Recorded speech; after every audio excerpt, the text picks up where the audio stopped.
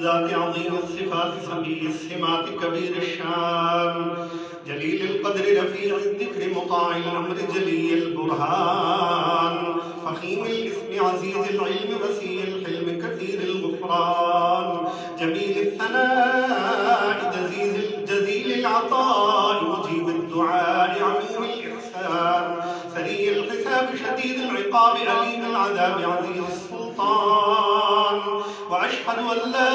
إله إلا الله وحده لا شريك له وأشهد أن سيدنا وسندنا ومولانا محمدا عبده ورسوله المبعوث إلى الأسود والأحمر المنعوت بشرح الصدر ورفع الذكر وصلى الله عليه وعلى آله وأصحابه أجمعين أما بعد فإن خير الحديث كتاب الله وخير الهدي هدي محمد صلى الله عليه وسلم وشر الأمور محدثاتها فإن كل محدثة بدعة كل بدعة ضلالة كل ضلالة في النار قال النبي صلى الله عليه وسلم من أحدث في أمرنا هذا ما ليس منه فهو رد قال النبي صلى الله عليه وسلم من وقر صاحب بدعة فقد أعان على هدم الإسلام أعوذ بالله من الشيطان الرجيم بسم الله الرحمن الرحيم إنا أعطيناك الكوثر فصل لربك وانحر إن شانئك هو الأبتر بارك الله لنا ولكم في القرآن العظيم ونفعني وإياكم بالآيات والذكر الحكيم إنه تعالى جواد كريم قديم ملك بر رب رؤوف رحيم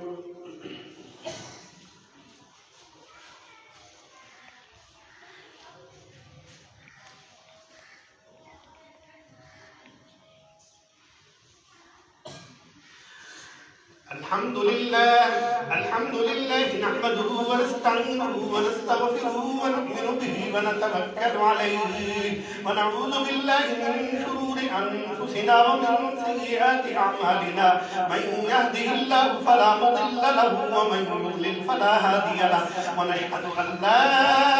إله إلا الله وحده لا شريك له ونشهد أن سيدنا وسندنا ومولانا محمدا عبده ورسوله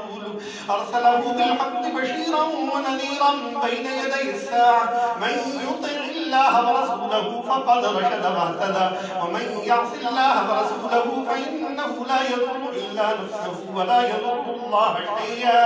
أعوذ بالله من الشيطان الرجيم بسم الله الرحمن الرحيم إن الله وملائكته يصلون على النبي يا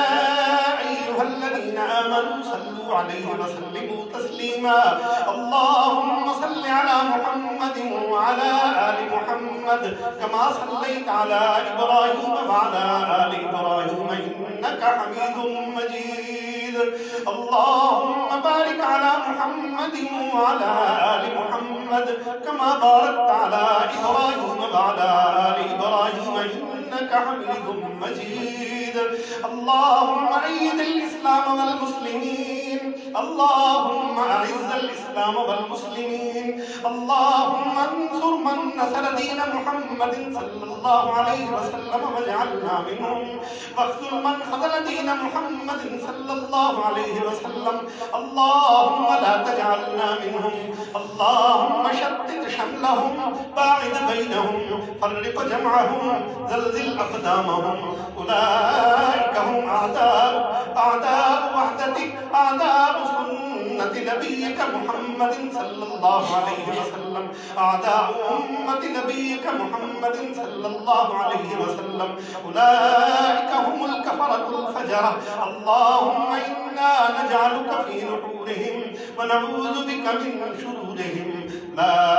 إله إلا أنت نستغفرك ونتوب إليك تب علينا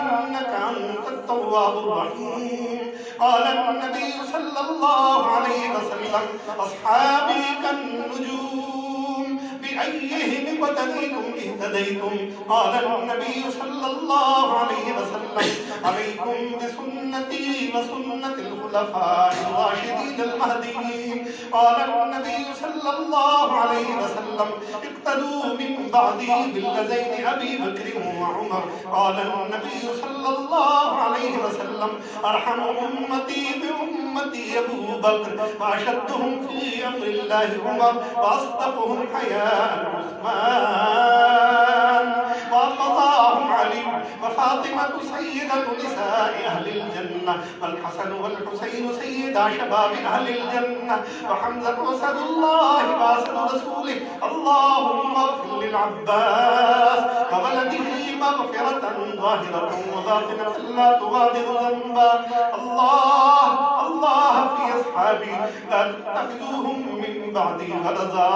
فمن أحبهم فبحبي أحبهم، ومن أبغضهم فببغضي يبغضهم. وخير القرون قرني، ثم الذين يلونهم، ثم الذين يلونهم. تعالوا عباد الله رحمكم الله. إن الله يأمر بالعدل والإحسان وإيتاء ذي القربى وينهى عن الفحشاء والمنكر والبغي يعظكم لعلكم تذكرون. اذكروا الله تعالى يذكركم وادعوه يستجب لكم، ولذكر الله تعالى أعلى وأولى وأعز وأجل وأتم وأهم وأعظم وأكبر، والله يعلم ما تصنعون.